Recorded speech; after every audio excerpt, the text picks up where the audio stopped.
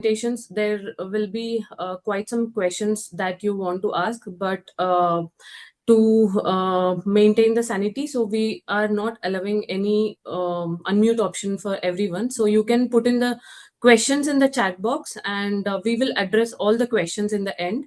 And this session will be recorded, so don't worry about the notes and everything. So you can get the recording in the end as well. And we promise that we'll aim to wrap up this session in 90 minutes. So that's it. And starting with today's webinar. So let's start by appreciating where we stand today. So India, as you know, is one of the top producers in the world, and major hubs being Andhra Pradesh, Gujarat, West Bengal. These are some of the aquaculture hubs, and India is also the top shrimp exporter globally, serving markets like US, Europe, Japan, Southeast Asia, and other markets. But this growth has come with an increasing pressure on biosecurity, on water quality, on feed efficiency, and most importantly, how we manage the earliest and most vulnerable stage of the production. We all know that this industry has evolved rapidly, and farming has become intensive, stocking densities have increased, and margins are now more tighter than before. That means every stage of production we need to concentrate, and it has to be optimized. So this brings us to the nursery phase, a stage where long time it has been underestimated, but I think again we are now this sector, this particular phase is being recognized, and we all know that it is extremely critical. So today's webinar, we actually focus on this extremely on this particular topic, nutritional requirement for juvenile shrimp, and we have amazing speakers with us today. So we have Dr. Amarneni Ravi Kumar. He is a shrimp health specialist and an aquaculture consultant for over 25 years now. And he holds a PhD in shrimp disease and MSc in aquaculture from Acharya Nagarjuna University. Through Ravi Aqua Academy and his consultancy work, he has trained thousands of farmers on disease management, biosecurity, and nursery practices, making him one of the most trusted voices in Indian shrimp industry. Dr. Ravi is also a partner of Novachem Biosciences, Alpha Biologicals, and Blue Start Marines. So we are extremely delighted to have him today with us. We also have Dr. Yufan Zhang. He is a regional technical director of Skretting, BU Asia Skretting. So he brings over 15 years of professional experience in aquaculture nutrition, aquafeed formulation, hatchery production, and aquaculture management. He holds a PhD in aqua nutrition from South China Normal University and a master degree in aqua nutrition from Sun Yat-sen University. He also served as a visiting scholar at Texas A&M University and focusing on aquaculture nutrition. He previously worked in Hyde Group, Inway Aquaculture, and also as China Aqua Business Development Manager and Southeast Asia Technical Support.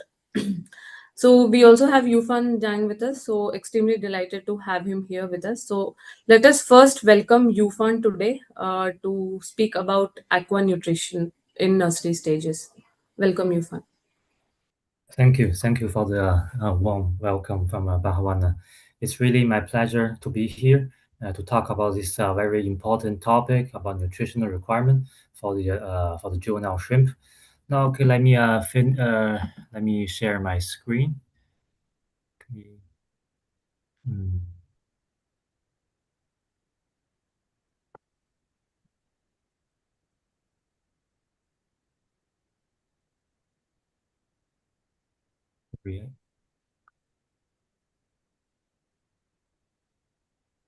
Can you see my screen now? Yes. Yeah. Okay, you can see. Yeah, Yufan, go ahead. All right. Okay. Yep. Thank you, everyone. Really happy to take the time. I think today's two topic is very important, and also I'm also quite curious to and want to know more about what Dr. Ravi is gonna present. So, but my part today is more about nutritional requirement on the nursery stage, and also gonna touching a little bit of the functional ingredient and how, because I'm Chinese, and how the Chinese farmer is doing, what is a common practice, and what's a common, the representative outcome for that kind of a practice. So let's starting from the why we talk about only, there's a whole lifespan. Why we today we talk about nursery stage, and why the nursery stage is biological and economically so critical. Usually, when we talk about nursery, we talk about PL 10 to PL 20, maybe to 30. This specific period of time is a very critical biological window. And the reason I say this is because during this PL 10 to 20, the digestible, the organs, especially the hepatopancreas, is really developing very fast. So it laying the foundation for future growth. It's really a transaction period of time. And also in this period of time, the immune function is still immature. Even we already know the shrimp immune system is weak enough, but in this period of time, it's even weaker. So making the shrimp so dependent from external nutrition and environmental support. So all the decisions made at this stage, including what type of feed we choose, how is the frequency, what the ingredient quantity, they actually set a long-term physiological robustness of the shrimp. And in this stage, they are actually more, highly, vulnerable to Vibrio. Usually, the nursery system is water exchange cannot be too high. It's usually often accumulate a much more organic load due to the high feeding frequency, like I said, and the limited water exchange. So the organic load, really create very ideal condition for Vibrio. And like I said before, the hepatopancreas in this stage is not developed enough, so it's very vulnerable to Vibrio toxins, making the early infection is even more damaging. So damage and so which make all the damage occurring in the nursery stage usually can lead to a long-term health issue.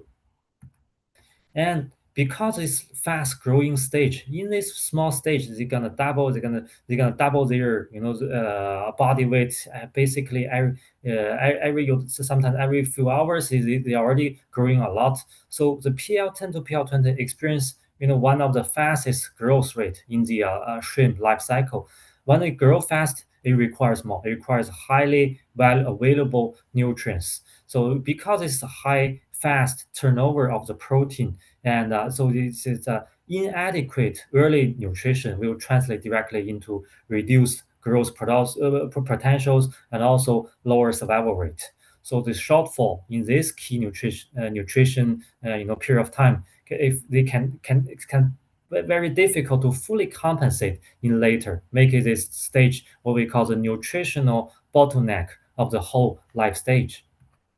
And also, of course, in this period of time, it can easily lose actual 5%, 8% of the total survival rate. It can easily to happen in this nursery stage, so which makes this a very short period of time are very critical for economically impact. So that is why a healthy, fast-growing nutrition nursery population, can much reduce the production variability and improve the whole, growth cycle predictability. And then, since it is so important, so that's us discuss what is the key nutritional priorities. We know we talk a lot about protein, but I think even we already talk a lot, but we're not talking enough. Most of the time, we talk about the CP, the crude protein, how much protein on the label. But what is actually more important is how much the digestible protein and it's in the feed. It's one of the reason is because young PL they have a very limited enzyme activity, and so they cannot really efficiently digest large protein molecules and all the raw material. So sometimes the short peptides hydrolysis we can see we use in our feed formulation can improve the digestibility and reduce stress on the hepatopancreas. So instead of emphasizing so much on how high the crude protein is, we should focus more on what is a good protein digestibility, which will directly contribute to the gut stability and reduce the pathogen pressure. And if we go deeper into this protein topic, there actually is one saying: animal actually doesn't need protein at all. what they need is amino acid. So all this protein, they cannot even it's a bipeptide is already small enough, but what they actually need, they still need to break down to one by one amino acid. So that is the thing, that's the block they use to build up their muscle, they build up their whole body. So what is I guess many of you know the amino acid balance is so crucial because the essential amino acids really support the structure development of the whole body, of course, including hippocampus and the intestinal epithelial cells. And we talk about lysine, we talk about methionine, and also we talk about taurine. So many the important amino acid is contributing to the mucosal integrity, is contributing to support early stage, no matter it's body build up or early stage stress tolerance. So instead of so focused on CP, what do we as a feed producer, we focus on to provide a balanced amino acid profile, so it can ensure the shrimp is need in better immunity and to build the body, so they have enough the raw material to really build up the shrimp to grow faster. And of course, we all know the vitamins, minerals, this is very, very crucial. Like we talk about the vitamin C and E, they serve as a premium antioxidant, really protecting, developing the tissue. Since we both know right now, there's so many disease, so many, oxidative stress from the environment, from the water quality, from the water temperature, from all kind of disease. Also, vitamin C, vitamin E, all these vitamins is so important. But also some of the right now we don't talk enough is selenium, and sometimes it's zinc, it's iron, it's copper. All these trace mineral, including selenium, is actually having a very can strengthen your overall immune competence. Which is very important when we actually not talking enough, especially like a zinc and copper, which is actually very crucial for two things. One of the things is for their shell maturation, for shell to get hardened after the molting, and also during the heat, the high temperature, the zinc and copper help the cell to breathing, which is very important for the oxygen transfer. So all these vitamin and minerals, if all these micronutrients, if they're insufficient, they're gonna lead to weak hippocampus development, and eventually it's gonna lead to impaired immunity. So we talk about right now is amino acid, as a protein, or the vitamin. It is actually these are more fundamental nutrition, or the typical nutrition we talk about. But sometimes the nutrition is beyond that. It also include some functional ingredients. Sometimes we may question ourselves why we need all these functional ingredients. Sometimes it's about the moss, sometimes it's the herb extract. Why we need all this? Right now all the shrimp farming we all use artificial feed already, but we shouldn't forget that artificial feed, some of the it's eventually fundamentally it's different from the real prey. They actually, when the venomous shrimp is in the ocean, it's in the nature, they eat live food. Live food actually containing a lot more ingredients than you think so. So all these functional ingredients is trying to compensate what they can only getting from maybe part of the fish meal, soybean meal. But the functional ingredient is try to compensate for the immune system, and also the digestibility system, that the key components that the regular plant-based protein or only fish meal cannot provide, compared to the natural prey. So they usually they provide targeted support for the hippocampus health, for the gut stability, and they help to create more stable microbiome environment. And but to be one thing to be keep in mind, most of the time, let's say the 99% of the time, the functional ingredient is preventive. They are aiming to strengthen the shrimp before the problem arises, instead of like antibiotics curing the problem. It's preventive. But when we talk about antibiotic, it not only curing the pathogenic bacteria, but also killing all the beneficial bacteria. So we usually see after too much using of the antibiotic, a shrimp is not really growing stronger, but instead it growing weaker. So that is why the functional ingredient is needed.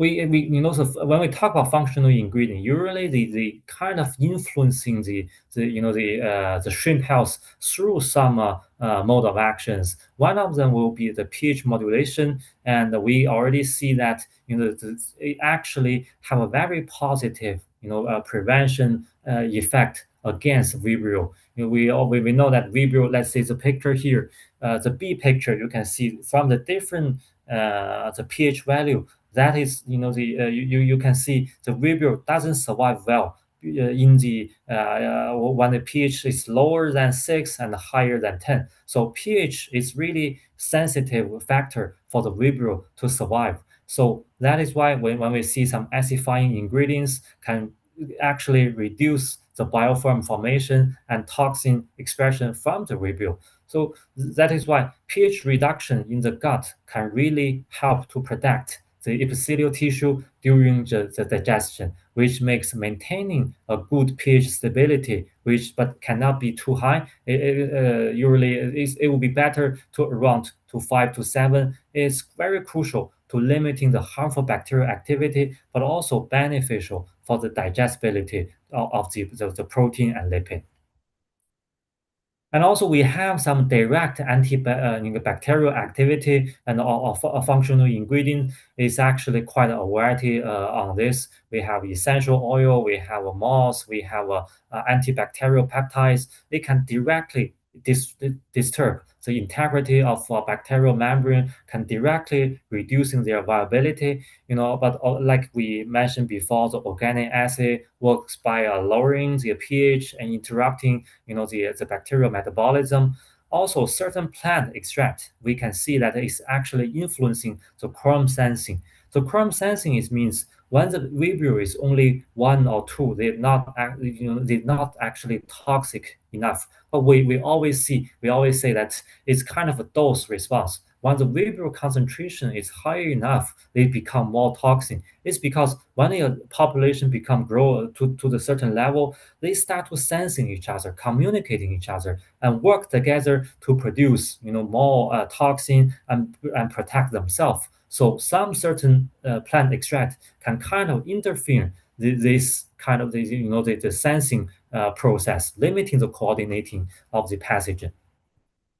And of course, we know that nucleotide can support rapid cell turnover. Nucleotide is one very interesting ingredient. Usually, we don't have this type of requirement on nucleotide, but one of your cells already damaged by EHP, by Vibrio, you need to reform your core of the cell. Then you start to need this nucleotide to support the cell. So that is why I say the cell turnover. This kind of the conditional requirement on nucleotide. We also have beta glucan. I believe many of you know we have the right now the industry nutritional industry has done so much on beta glucan, and we can see that it can help activate inner immune cell. But to be noticed that all kinds of the immune promoting the ingredient, sometimes if you use too much, it can actually causing a lot more the energy to on the immune part. Then it's using too much,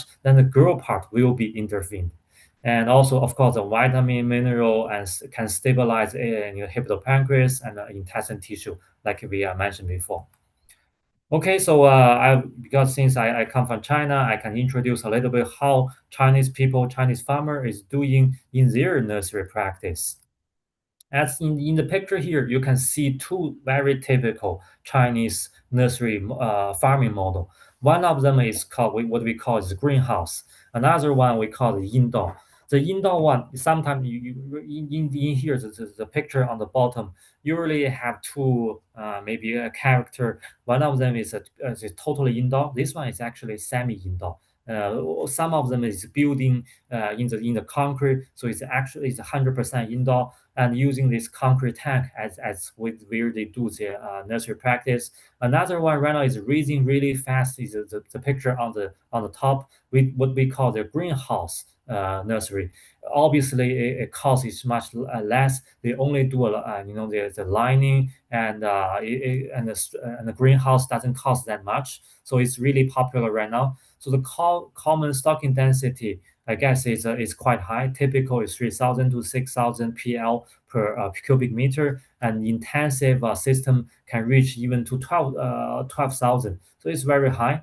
And I already introduced the two model of greenhouse and indoor. Usually, if you look at the indoors, is a concrete tank, usually around 20-meter to maybe 50-meter. But for the greenhouse, usually around 200-meter to or 400-meter.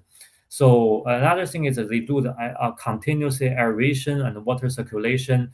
And if it's the concrete tank, usually they left some system to do the central drain for a quick waste removal.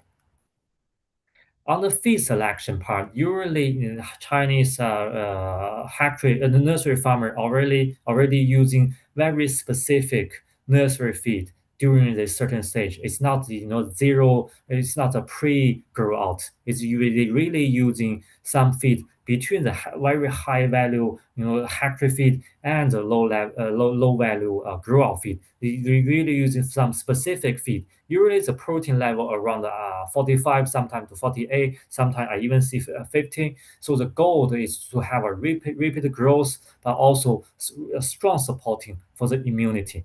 And the feeding practice, yeah, usually they feed 6 times, 10 times. Right now with the automatic feeder, they even start to feed them 24 hours continuously. Every few minutes, they start to feed it once. They start to with development on the machine part, and they start to changing.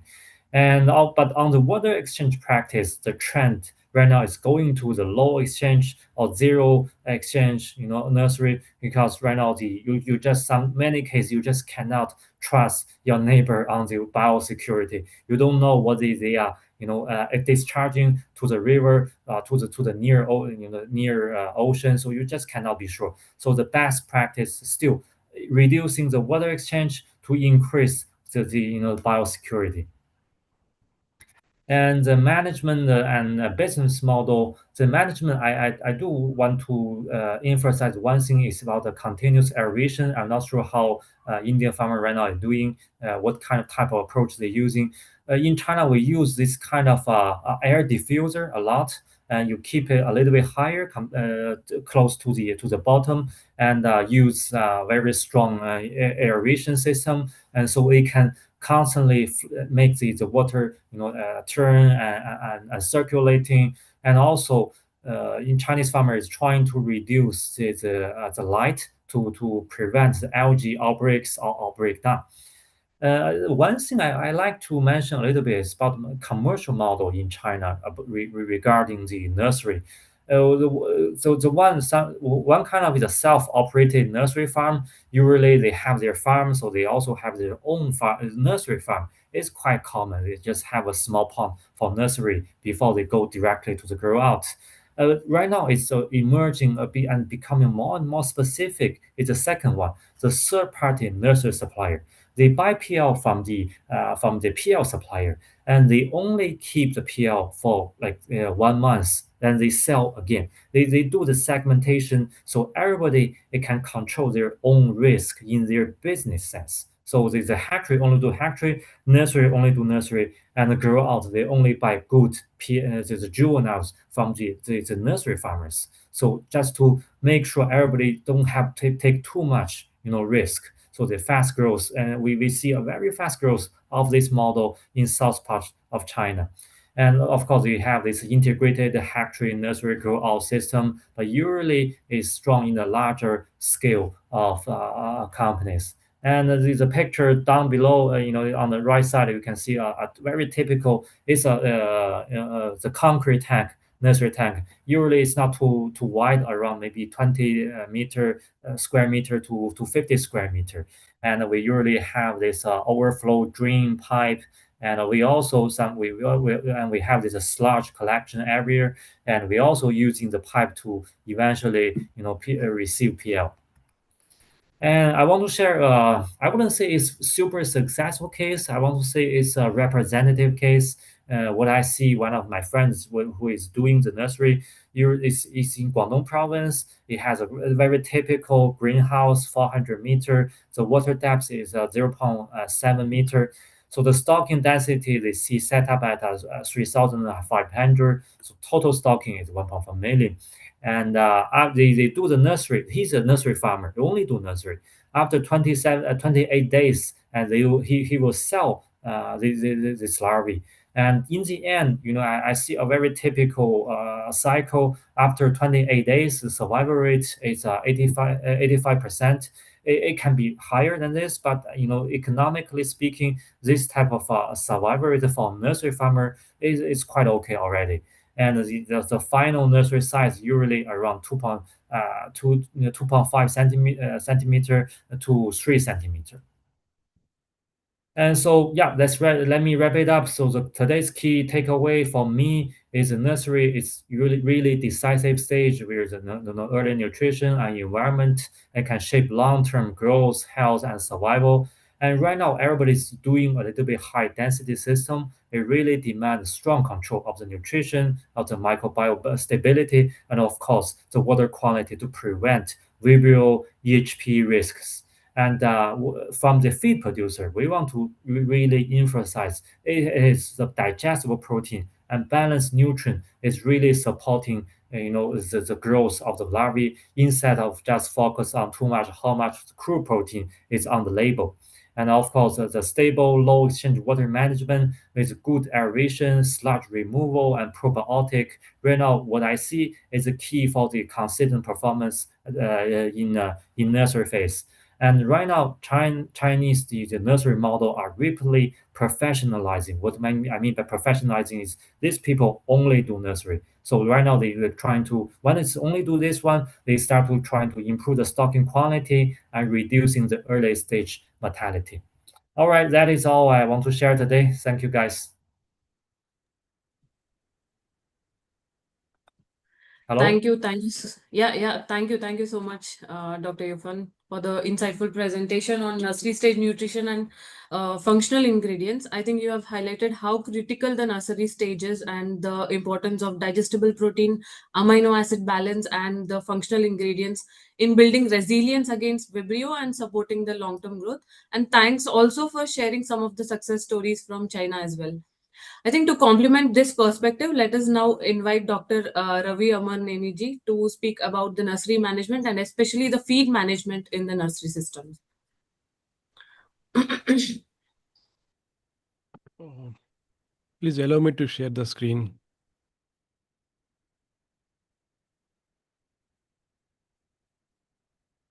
Yeah.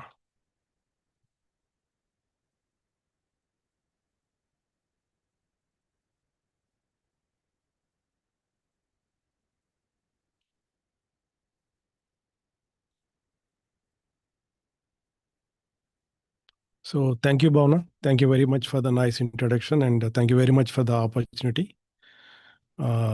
Next 20 minutes, I'm going to talk on nursery feed management, few basics and practical considerations.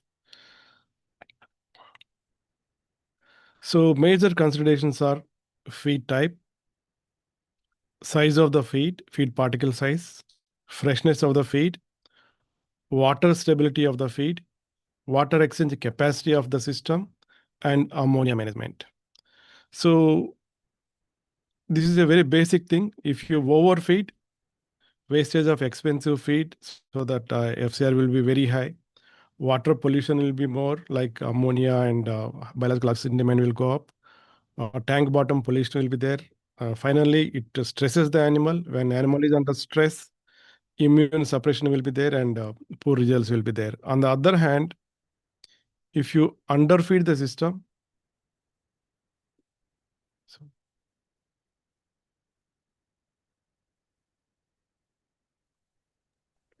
Amarnaji, can you do full screen? Yeah, yeah. yeah. So on the other hand, if you underfeed the juveniles, growth will be slow, imbalanced nutrition will be there. Again, even with underfeeding, with too much of underfeeding, FCR will be relatively high. And in this case, during underfeeding, protein is used as an energy so that ammonia production will be more in the system. Cannibalism, you can clearly see in underfeeding cases. Size variation will be more. And finally, stress will be more, poor health and poor results. So you should not underfeed and you should not overfeed the system. So there are two types of systems, nursery systems. Some people will go for clear water system and some people will go for biofloc nursery. In clear water systems, they allow the larvae to grow to the maximum potential possible, and naturally the stocking density will be less. They slightly overfeed the system, and every day they go for a heavy water exchange, and every day they apply probiotics, every day they apply minerals. Finally the cost of production will be very high in the clear water systems when compared to biofloc systems. So there are another system is biofloc nursery system that it's very popular in Andhra now. Even Tamil Nadu, most of our farmers are following this system.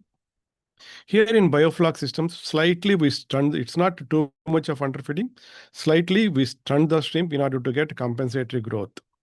So the advantages are feeding rates will be relatively low. So most of the feeds that are used in nurseries in my system are, we go for either both hatchery feeds and nursery feeds. So these feeds are costly. So you can cut down the cost of production. And in biofloc systems, people say it is zero water exchange system, but in fact it is not zero water exchange systems. We exchange water every day in order to remove the settled biofloc and leftover feed. In biofloc, we recycle the fecal matter and convert that into feed. So FCR will be relatively less. And in this system, we need an expertise to take care of healthy stunting and feeding program to get compensatory growth in the farm. For example, if you shift the stunted juveniles from the biofloc, and if you're not following a proper feeding protocol in the growth, you don't get that compensatory growth. Here you need an expert to operate this biofloc nursery system. And in biofloc, the utilization of space is maximum. So, for example, Yufan was telling they were doing around 3 pieces per liter of water. But in most of our customers are doing 5 to 8 pieces. So we can maximum utilize the space. So this was a picture taken from recently from a grow-out pond. It's around 15 days. You can see both juveniles as well as some weed shrimp. So up to 15 days, there won't be much growth difference between nursery and grow-out. After 15 days, growth will be very fast in grow-out, but we will be stunting in the nursery. So most important thing is selection of a suitable feed. So normally, if you stock in the nursery, if you use farm feed, it's nutritionally it is inadequate because see even in our webinar, several hatchery experts are there right now. So we use around 8 feeds, microparticulated feeds, and four feeds of artemia. So in the hatchery, they are getting very high nutritious feed. But if you stock in the farm, already there'll be some natural food like phytoplankton and zooplankton. So whatever the farm feed we are giving is a supplementary feed so that it can balance the nutrition. But if you stock in the nursery, there won't be any natural feed in the nursery, especially in plastic lined indoor nurseries. There won't be any natural feed. So in this case, you must go for very high quality feed in the beginning. So look at this video. This is the activity and uniformity of the shrimps with very high quality feeds. So larvae are uniform inside and very active.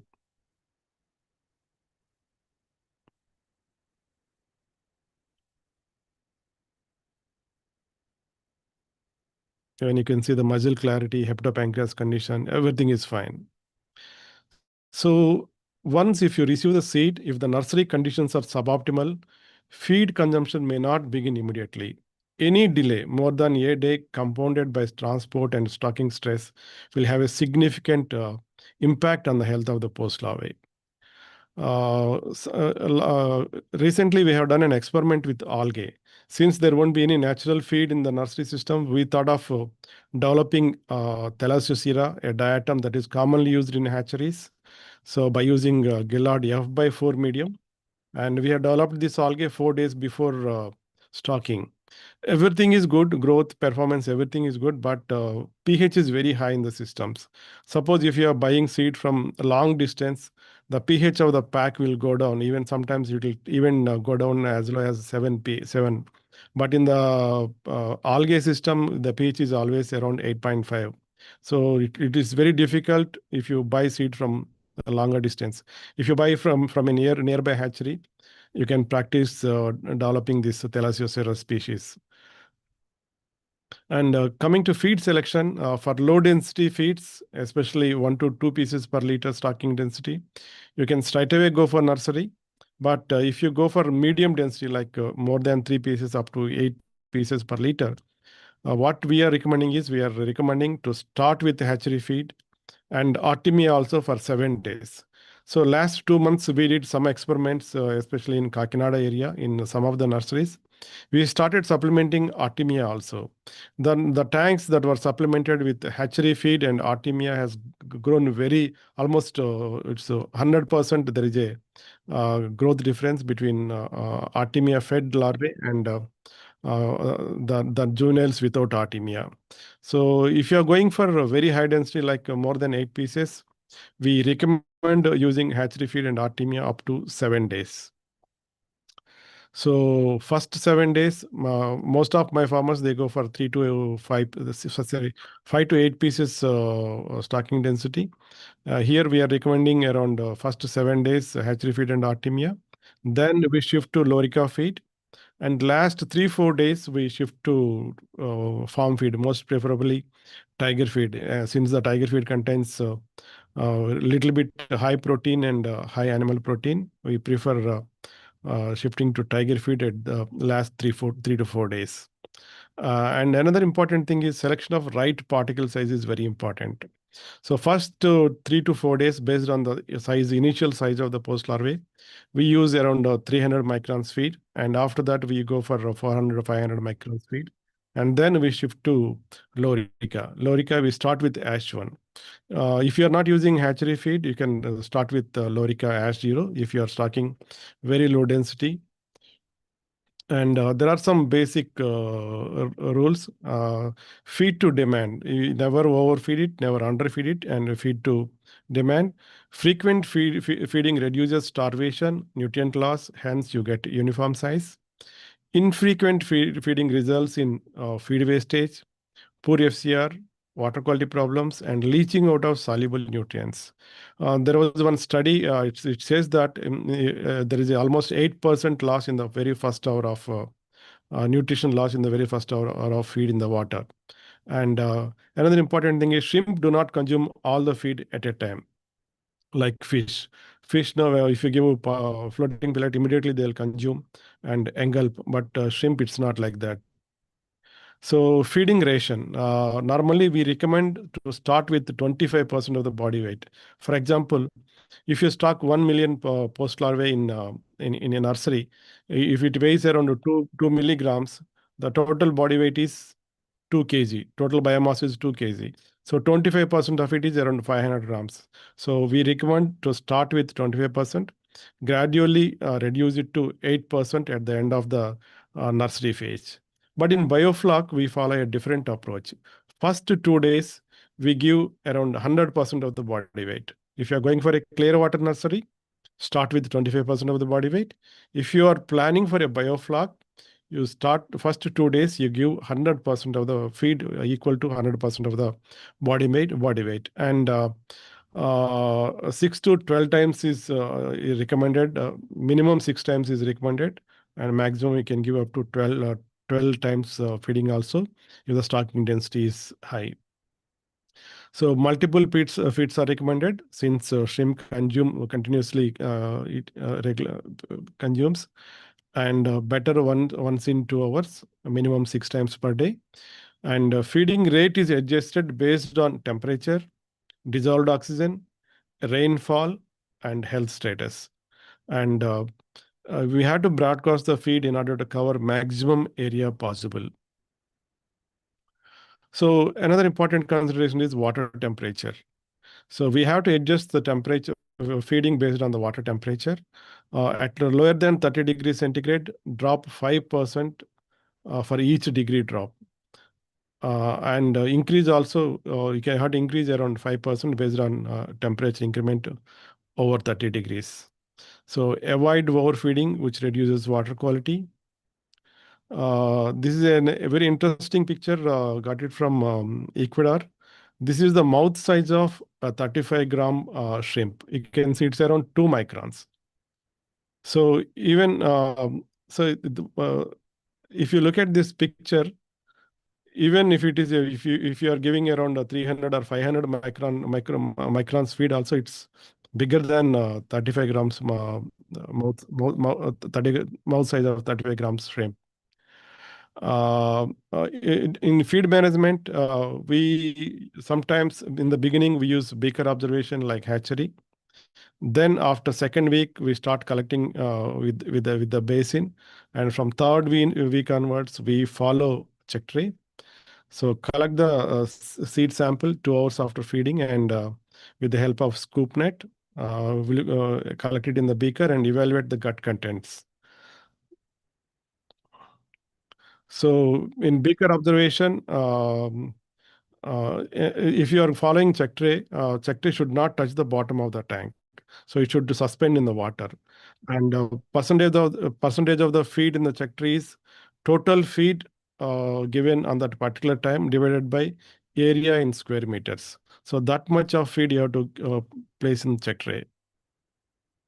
So initial days we observe through check tray, and every day we collect with the help of a scoop from the bottom, and we observe for the gut contents and leftover feed. So initial days, if it is a plastic lined earthen and plastic lined nursery, initial days you can see most of the shrimps, juveniles roaming around the sites. You can give feeding in the sites, but from the second, third week onwards, you can give feeding in the middle of the tank also.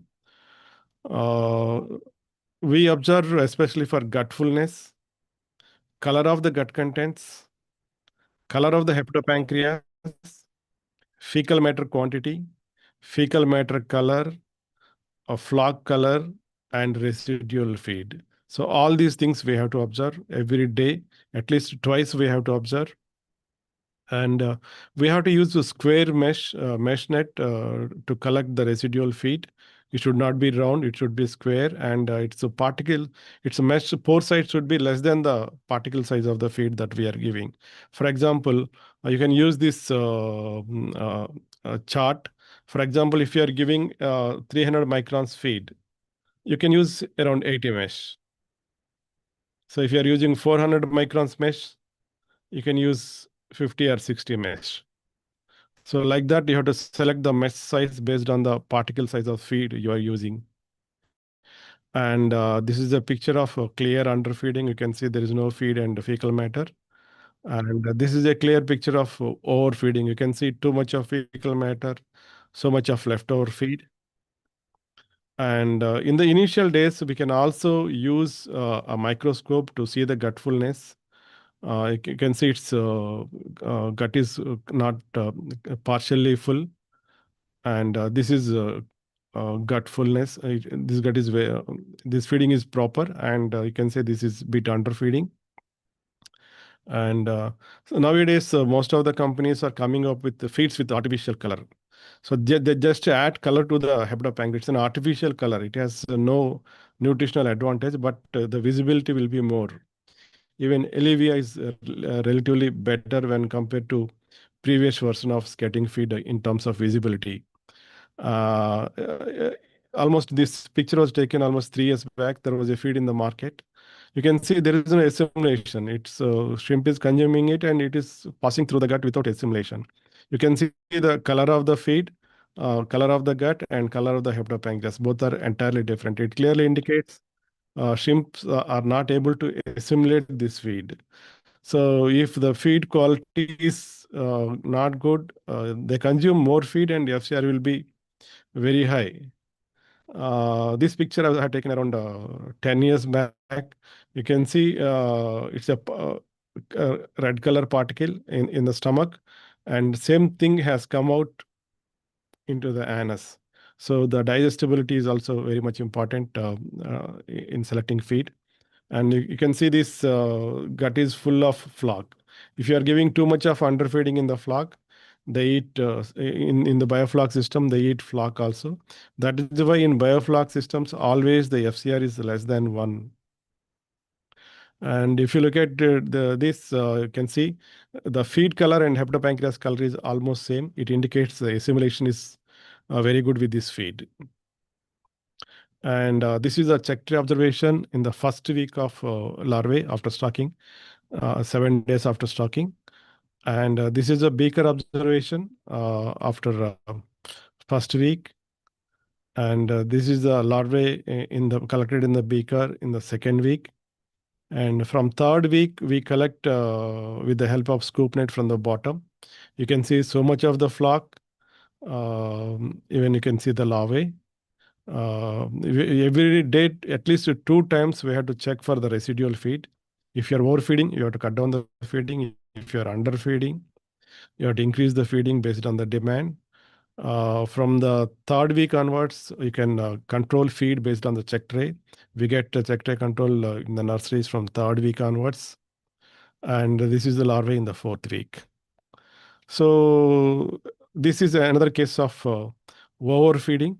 In fact, this is overfeeding because the survival is very, very poor in this case. Farmer he was thinking that survival is there, but finally survival was very, very poor in this case. And sometimes we get blue color juveniles. So blue color juveniles indicates a health problem. It's mostly due to hepatopancreas and gut problem. You can see the gut is dark in color. If you look closely only, you can appreciate that it is empty gut. This is due to bacterial infection, especially in the hepatopancreas and midgut. Sometimes we get mass molting. Whenever there is a mass molting, they stop feeding for some time. So mass molting is most probably due to either low dissolved oxygen or any sudden change in the water quality. So if there is a mass molting during that period, we have to cut down the feed. Even sometimes, depending upon the mortality, percentage of mortality, even we stop feeding also. So every day, at least every alternate day, we have to do sampling. We had to collect 100 numbers from the sites, 100 numbers from the middle, and 100 numbers from the center. Then take a total, take the weight and get the average body weight. Based on the average body weight, also you have to adjust the feeding. First thing is based on demand feeding, and second thing is based on the average body weight. And every day you can notice whether it is growing or not also. So this is the acceptable size variation. You can see only few shrimps are very small, and most of them are of equal size. And if you look at this is too much of size variation. So there are several reasons for size variation. In most of the cases, it is underfeeding. If it is underfeeding, size variation will be more. If the stocking density is high, size variation will be more. Sometimes it may be due to feed management. If you are not giving proper feed particle size, or if you select a proper feed particle size and you are not uniformly distributing it, so you get size variation. And sometimes if you are not using good quality feed, also size variation will be more. And sometimes aeration also uh, uh, is one of the reason for size variation. So if the aeration is less, if the suspension is less, and bigger ones, they tend to settle on the bottom.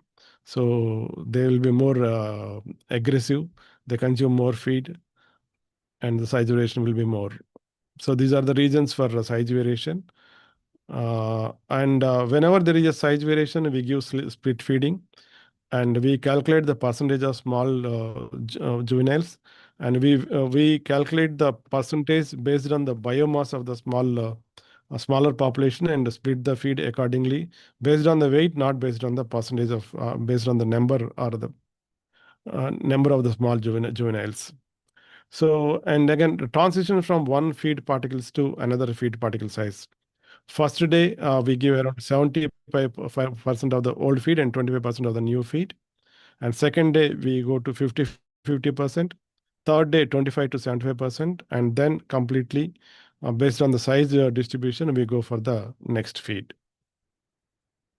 So feed conversion ratio, the amount of feed necessary to produce 1 kg of the shrimp. In nurseries, especially in biofloc nurseries, it should be always less than one. If it is more than one, means there is something wrong with the either feeding program or with the health of the post larvae. So very interesting thing is this I have learned from Sunil Samant, who is here in this group.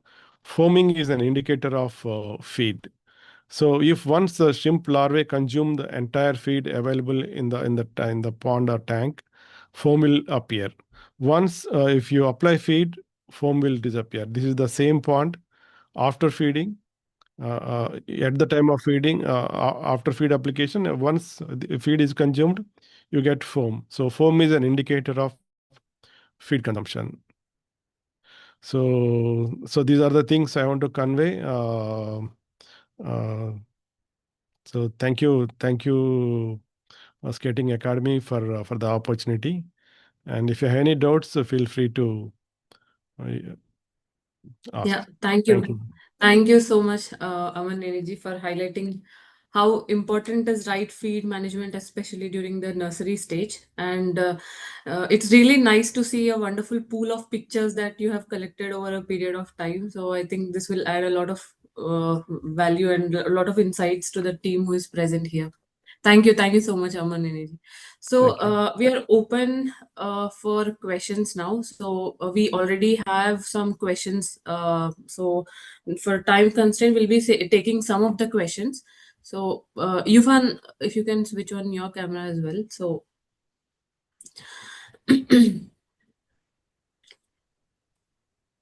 yeah, Yeah, can you see me? so I'm not sure. Yeah. So I think first question is on the management side. One farmer was asking, what are the key management practices farmers should follow when transferring shrimp from nursery to grow out ponds to reduce stress and mortality? So Amanini ji, maybe you can take up Yeah. this question. Just 1 or 2 days before shifting, you have to evaluate the health condition of the post larvae. Especially, you have to do stress test and you have to handle the larvae 2 3 days before shifting. And if there is a too much of body cramp, and you have to treat for the body cramp. If there is no body cramp and you can easily transfer, and even while transferring also, if you are able to use 50% tank water and 50% clear water, it will be easy. Otherwise the white muzzle will develop. And during transportation also, you have to consider transportation time, temperature. So if the transportation time is more, you have to reduce the water temperature and increase oxygen levels. Otherwise you get white muzzle and mortality during transit. And you have to match the temperature at the pond also. And 2 to 3 hours before releasing the seed, you have to run the aerators to make it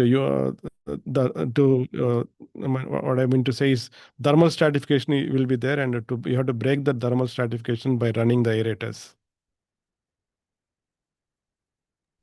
Yeah, thank you, Amanini ji. See, we have another question on.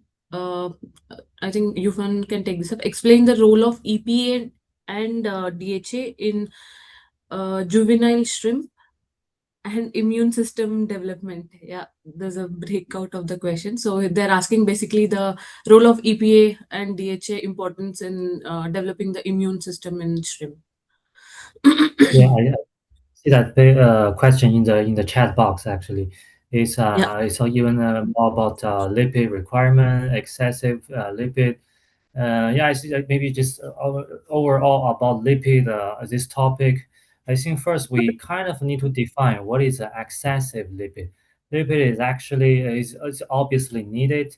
Usually, if you look at to the reference, the papers on the internet from the the researchers, it's around maybe 5% to 8%. That is the range of the lipid requirement. Most of the time, I would say for the feed miller, it doesn't meet their interest to put too much lipid because lipid also is very costly even compared to protein. So usually I don't see too much cases that is actually small. Really we talk about excessive lipid, but if it happen, what can happen if the formulation is really not good enough and really you think it's excessive? One thing it will happen, it will reduce the feed intake because all the animal you think we eat for protein, but which is not true.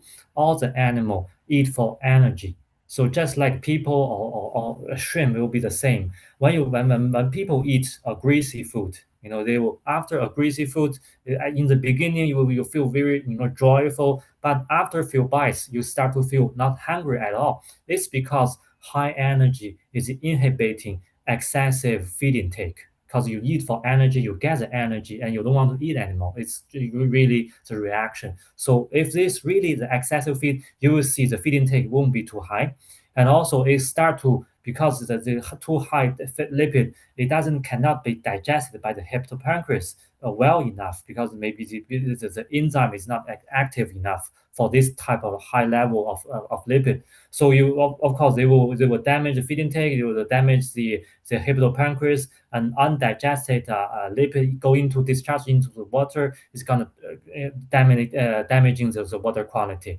and so you're gonna see a sequence of consequences.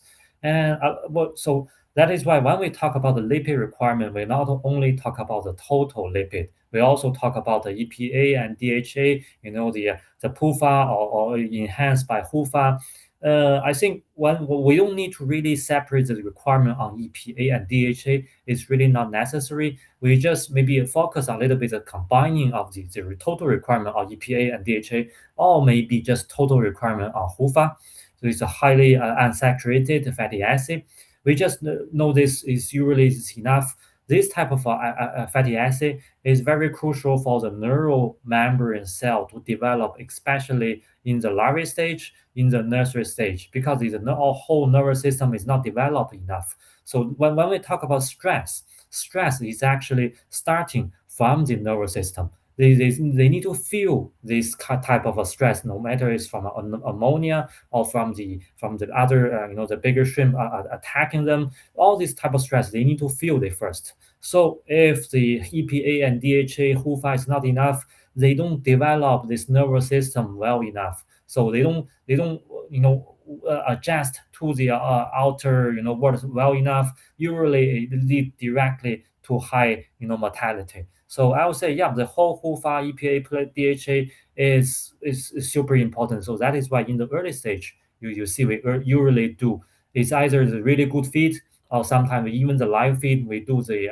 HUFA enrichment, even for the nursery, for the rotifer, artemia enrichment. We do that a lot for the neural system development.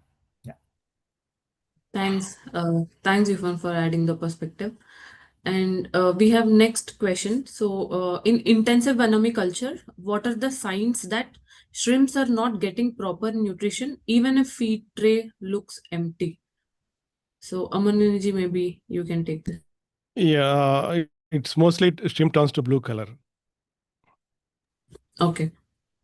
Even Yeah. with your feed in the beginning, in the early days, we have the same problem, and we have reported to your nutritional scientists. Then they did some changes in the feed. Now we are not getting that problem. Okay, Aman Energy. I think moving ahead, we have another question. During early culture, shrimp also eats natural plankton in the feed, in the pond, right? So, how much does this natural food contribute to shrimp nutrition compared to feed? What is the contribution of the plankton and the feed that we provide? So I'll give you an example. Once I am not able to sell seed from the hatchery, and it has grown very big, and I started using farm feed. Within one day, everything died. So natural feed is very, very important. And the initial days, Even first 10 days itself, first it may be around 70 to 80% also. Yeah. There's one more question on like between Lorica 0 and 1, uh, do we need another SKU? So between Lorica 0 and 1, or is it enough? It's enough, madam. We have practically seen, and you can clearly observe. You can place a few shrimp in a beaker and put the feed particle size. If it is able to handle properly with the help of Yeah. killet legs, it's fine. Thank you, Aman. We have next question. Low density nursery stocking to shift in high density farming. So, what is the effect of shifting from low density to high density farming? Absolutely no problem. Okay. Why should we give 100% feed in bioflock as flock is already available for juveniles? So you see, there are two types of biofloc systems. One is you develop biofloc and stock seed. Another system is you stock seed and develop bioflock. So if you already develop biofloc and stock seed, you can straight away start with 25%. But the system have it's like giving 100% feed is suggested by one of the popular biofloc scientists, Dr. Samocha from US. So if you give 100% feed, it will act as a base material for the flock development. We get biofloc on the fourth day itself. Yeah. And what's the primary causative agents of TPD in juvenile? Another question. It's I think Yufan is the right person to answer this Yeah. question. TPD is more prevalent in China. Well, yes, well, we do have quite some TPD problem in China. Yeah, we have several series of what is really real causing of this, but still, right now we see still the Vibrio is one of the big issue. What I believe, because really I don't think it's a conclusion to that.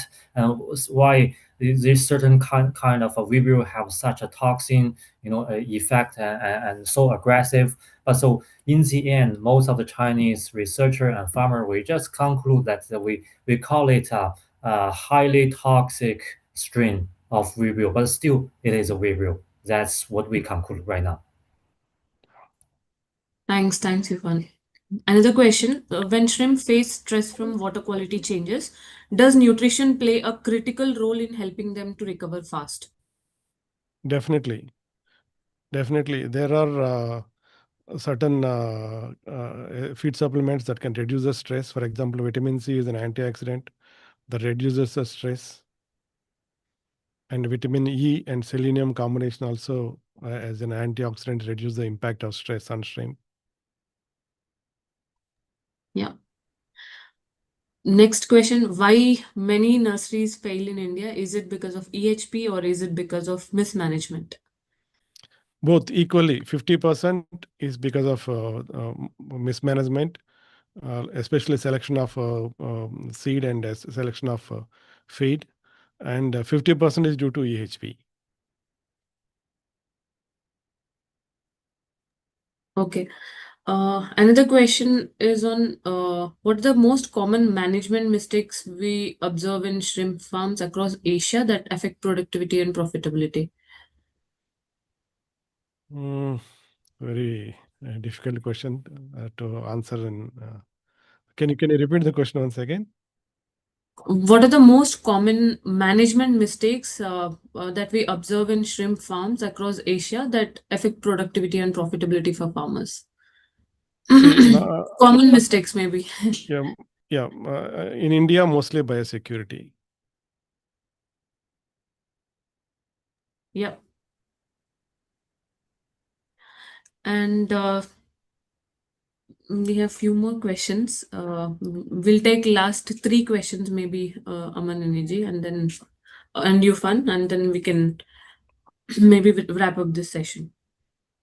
One more question. Just a second. Does astaxanthin plays a vital role in the nursery segment? If yes, how can it be effectively utilized?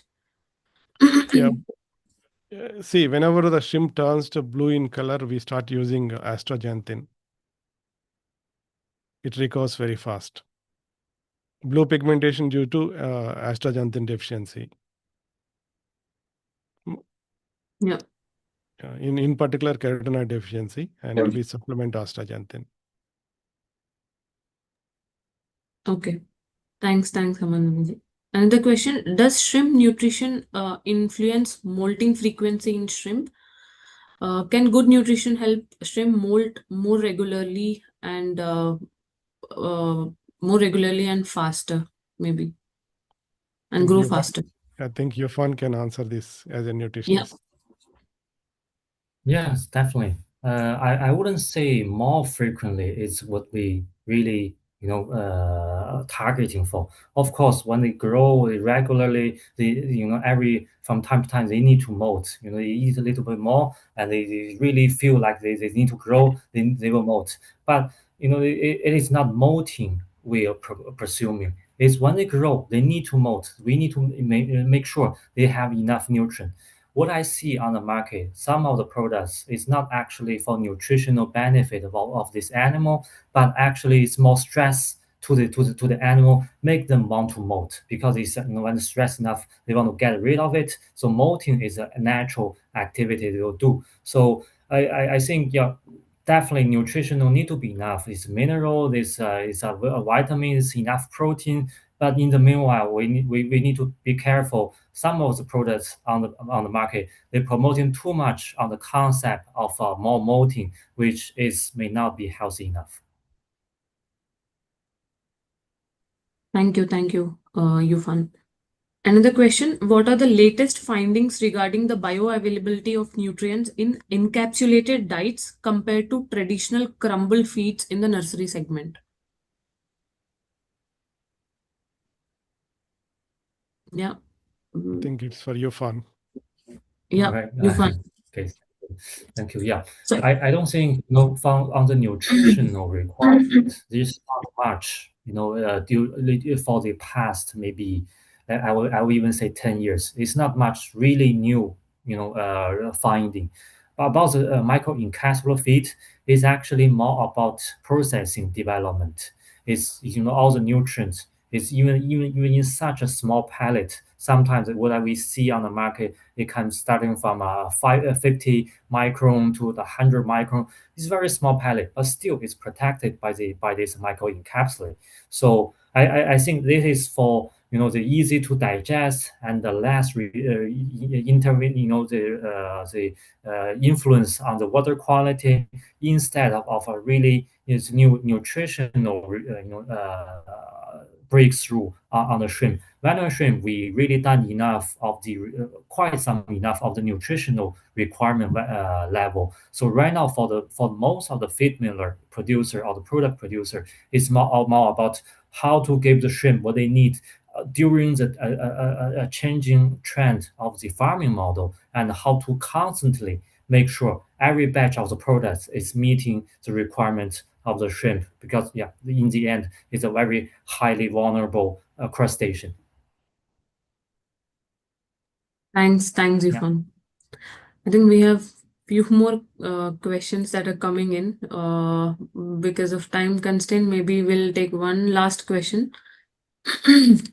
So, what stocking density do you consider optimal for nursery system to balance growth, performance, and survival?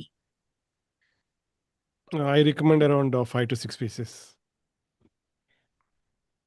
Okay, thank you. Yeah. Thank you, Aman Commercial, Energy. commercial nurseries, they can go up to 10 pieces, but if it is for their own farming, I recommend around 5 to 6 pieces. Thank you, Aman Energy. Thank you so much, Yufan, and thank you, Aman Energy, for the insightful session today. I'm sure there are so many questions that are coming in. We'll definitely take this up and we'll answer you back, at least personally, if possible. But yeah, thank you so much, everyone, for joining the session, and thank you, Aman Energy and Yufan, for the wonderful Thank you. insights today. It was really wonderful session today. Thank you. Thank you very much. Thank you for the opportunity. Yeah. Thank you. Yeah.